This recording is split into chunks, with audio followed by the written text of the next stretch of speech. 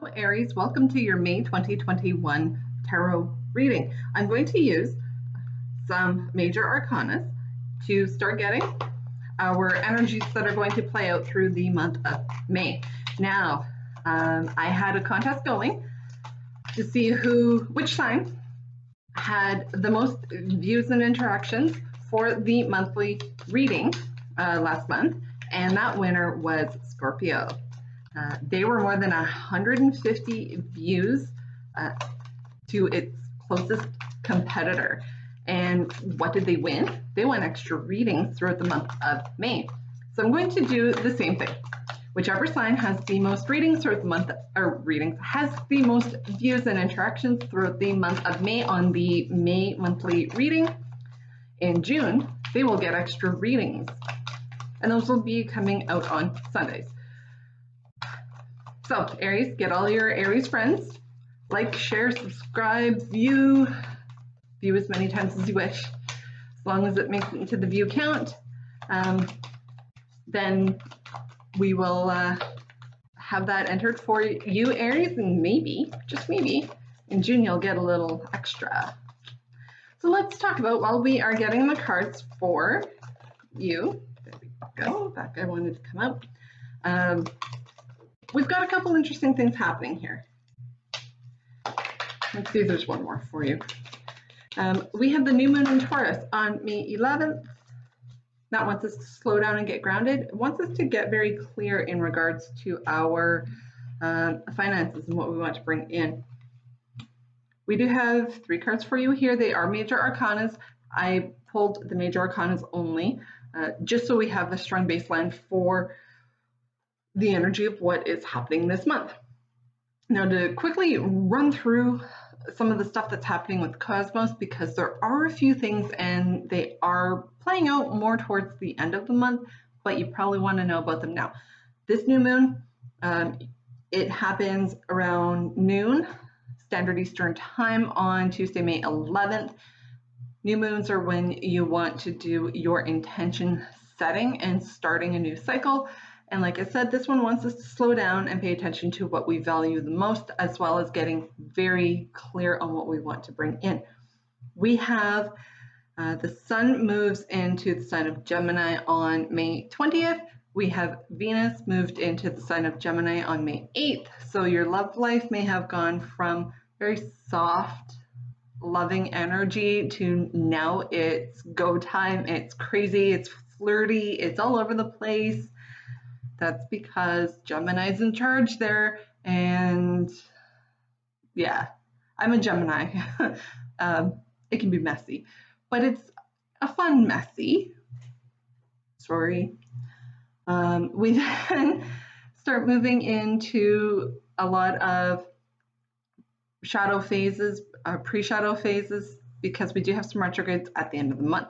So on around May 13th and that following week, we will have the Saturn retrograde pre-shadow phase. And when Saturn goes in retrograde this time, it is going to be wanting us to bring in a lot of balance. We may be feeling that there are blocks and delays, and that is because karma is rebalancing itself, and you may be seeing signs of that playing out around that time. And we may be, like I said, feeling restricted and blocked.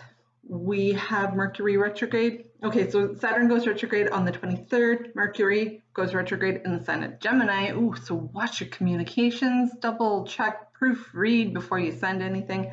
On May 29th, we will start feeling that shadow phase around May 19th.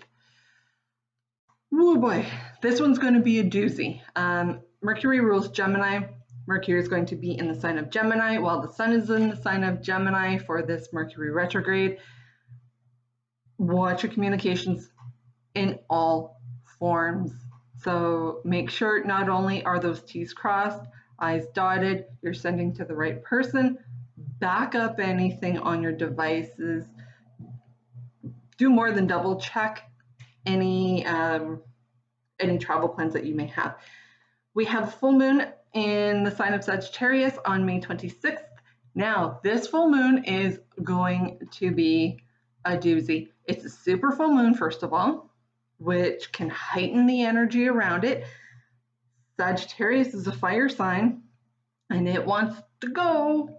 It's very passionate, it wants to move, but there is a full lunar eclipse happening. So if you are in the northern hemisphere and the skies are clear, the moon's going to disappear for a bit, or at least have a shadow crossing it.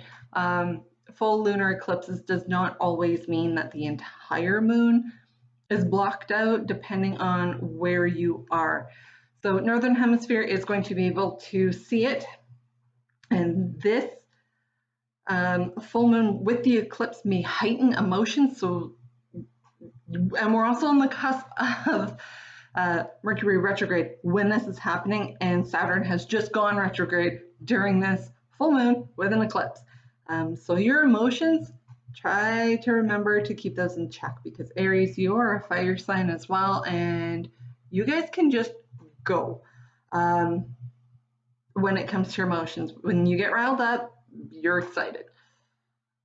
So this is a time to be closing out cycles, releasing anything you need to release. Really do that shadow work. It never ends. I'll let you know. You don't do the shadow work once and then that's it. You have to keep at it, because once you clear one thing, you'll discover something else. And it's an ongoing cycle. Don't look at it as being something daunting, because if you do look at it that way, then people will just give up. It is, okay, what cycle comes in after you've cleared all of this other shadow stuff, got rid of the yuck? Something else eventually is going to be coming up, and that is going to have to be worked on and released. So it's just part of a cycle, like everything else. So this full moon in Sagittarius on May 26th does want us to finish out projects. It wants us to finish off cycles. Saturn retrograde is coming in to also help out closing out cycles. But it's time to focus on our freedoms, our belief. We may want space. Maybe we do want more space. Maybe we've got too much space.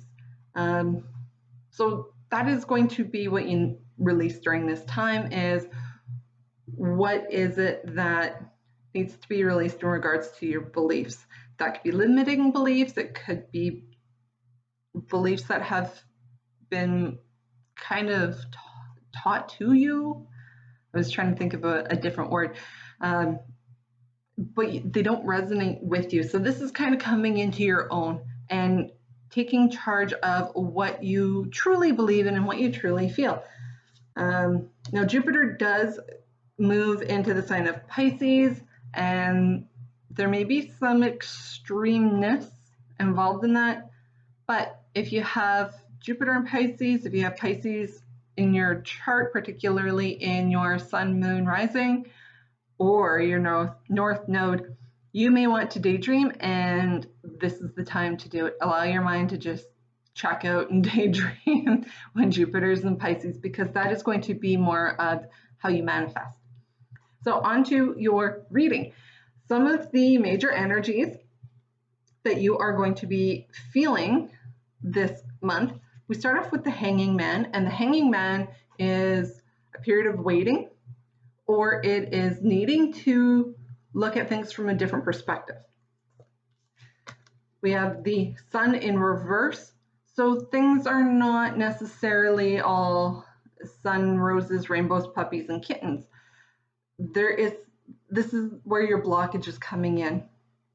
You're feeling blocked about your happiness. You are feeling like you have been waiting and waiting and waiting for your happiness to show up and to come in. And then we've got the High Priestess. You may have to use your intuition. The High Priestess is very intuitive, very spiritual, but there can be a secret. So whatever this is that is blocking you, maybe you are hanging onto a secret, maybe somebody else is hanging onto a secret that is going to need to be uncovered and dealt with. If it is you keeping that secret, this is when you clear it. Is during the moon eclipse cycle. Close that stuff out, get that out, get it moving, get rid of it, get those skeletons, because she's a skeleton in this card. Get those skeletons out of your closets, clear them, release them, transmute them, whatever you believe in. Time to clear that stuff out. There's quite a bit of it, it's feeling like shadow energy. Now the High Priestess, water energy, the Hanging Man, card of Pisces.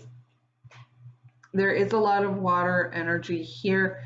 So keep that in mind. Your emotions may be a little bit higher and more charged during this time frame. We've got the Crow Tarot and Aries. Let's ask for Aries messages for the month of May. We'll see what comes in for you, and while we're doing this, please do not forget to like, subscribe. You can share this video if you like. It's open to be shared.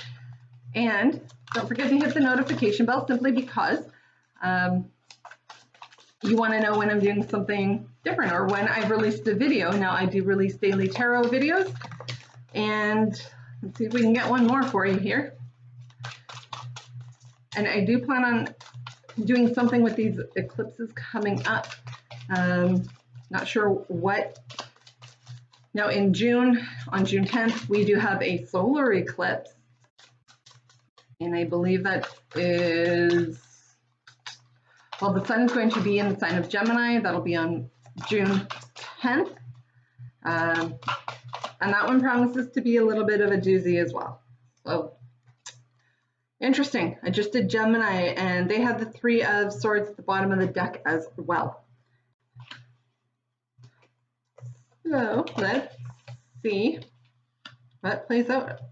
This is very interesting. I do shuffle the cards quite well in between readings. So at the bottom of the deck, we've got Three of Swords, heartbreak, Knight of Pentacles, things are moving slow. Eight of Cups, moving away. Now I'm going to run through really quickly. I'll go through the cards, and then at the end, instead of going through what the background energy is, I'm going to use that as more of a, this is kind of how things are potentially playing out. So in the first half or first part of May, you may be feeling like you need somebody to come to the rescue, or you yourself are coming to the rescue to somebody else. There's an energy of swooping in with the information that is required to solve the problem.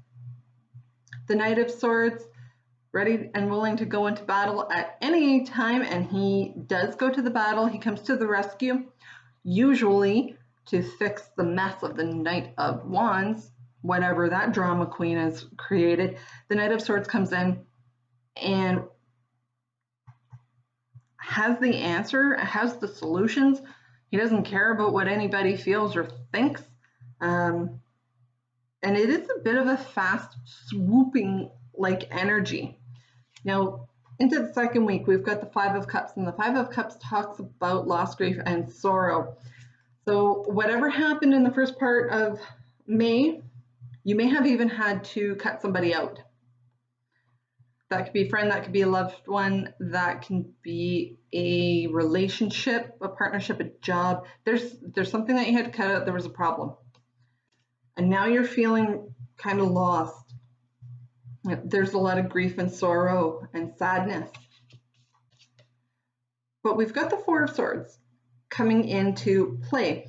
And what that is giving yourself a break. Give yourself a mental break. Take it easy on yourself. Give your body a break as well. Take a day off just to meditate, go for a hike, enjoy your day. Try not to think too much about this situation, because by the end of the month, we've got the Ten of Cups coming in. And the Ten of Cups is, as you can see, all the cups are full, overflowing. We've got the birds are all happy. Rainbows, puppies, and kittens. This is the happiness card. This is the equivalent of the Sun card. So even though you may be feeling like you should be having the Sun card energy, You're really, I feel this is more the beginning of the month for you into the middle of the month. And while this is not the Sun card itself, this is the minor equivalent to the Sun card. Your cups are full. It's the end of a cycle, end of the month as well. Now, what else are we having coming into play? We've got that heartbreak situation where it's just been plodding along. Maybe you've been dwelling in this heartbreak energy for a really long time. Well, it's time to move away from that energy because there is a new offer of love coming. You may be feeling conflicted. There's that High Priestess again, double confirmation. There could be a secret that somebody's got. And you may have to turn inwards into your beliefs and belief systems to either use your intuition to guide you through this or to help release this secret or have this secret come to the light. There's a feeling of victory. We've got the Star card, so there's hopes and dreams and balance kind of coming in. This is going to be a softer, what is working out kind of behind the scenes. Watch out for negative behaviors and substance abuse, but there is stability, working on it. There's a choice or decision coming in. A lot of communication is going to start flowing once it does. Now, interesting, we've got judgment and justice. Gemini had this. Judgment and justice together could be something within the legal system, a lawsuit, a divorce is granted, but there's a karmic rebalance coming in, and that is also going to be from the help of Saturn going retrograde. So that is your reading for the month of May. Don't forget to like, subscribe, share, hit that notification bell. Also, just a little bit of a heads up, no legit tarot reader, even if somebody borrows their name identity, nobody who's legitimate is going to sneak into your DMs and send you a message saying, hey, we've got a spiritual message for you, send me money. I do personal readings, but I will not reach out to you. I will wait for you to reach out to me, and I can be found on the North of 40 Tarot Facebook page. There is a book now feature, so you can book an appointment or you can send me a message and book an appointment that way. So I'm going to leave it here for you, Aries, and I will talk to you soon.